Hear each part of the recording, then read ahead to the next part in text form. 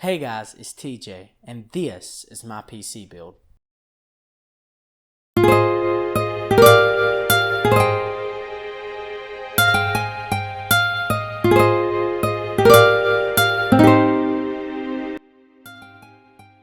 So let's get right into it. My processor is the i7-6700K with 4 cores and 8 threads, and whilst clocked at 4.0 MHz base and 4.2 MHz boost, it flies through all my necessities. And to cool it, I have the Corsair H60. It's a 120mm base radiator that supports select Intel and AMD processors. By the way, I'll have all the links to all the parts in the video description. So moving on to RAM, I have 16GB of DDR4 RAM clocked at 2133 MHz, which is about the sweet spot in current day and time and plenty for the future. Now moving on to the motherboard of choice is the Asus B150 with Aurora, which is a good bonus for this price point. It's got all the bells and whistles that a motherboard at this price should have, like USB 3.1 and gigabit Ethernet and a built-in sound chip, to name a few. Next, my graphics card is the GTX 1060 with 3 gigs of VRAM. While you may think an i7 and a 1060 is unbalanced, I don't game a lot, so for me, I would much rather have a better processor than graphics card for editing purposes. And to power this computer, I have a Thermaltake 750 watt non-modular power supply, which is more than future-proof. Now if you're following this build, then you might want to bite the bullet and buy a semi-modular or even a fully modular power supply, because it's pretty hard to get the side panel on with all the extra cables.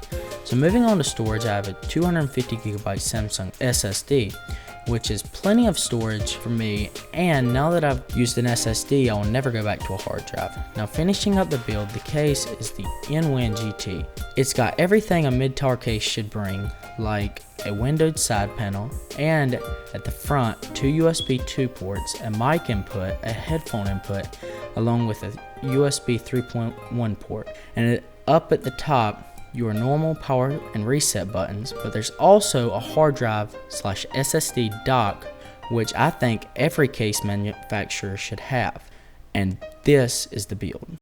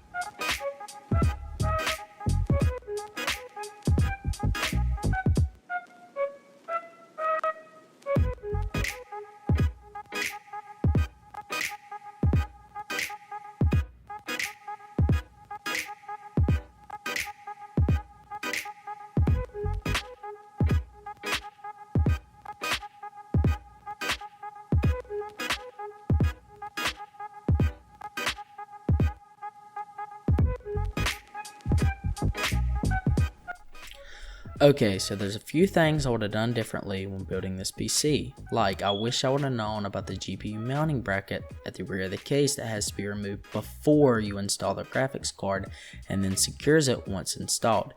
And you have to install the power supply before you install the motherboard so you can route the 8-pin CPU connector on the other side of the case because the cutout slot is not big enough once the motherboard is installed. Alright, so I'm pretty sure that concludes the video. Like if you liked it, like if you disliked it, and I'll see you in the next video. Peace.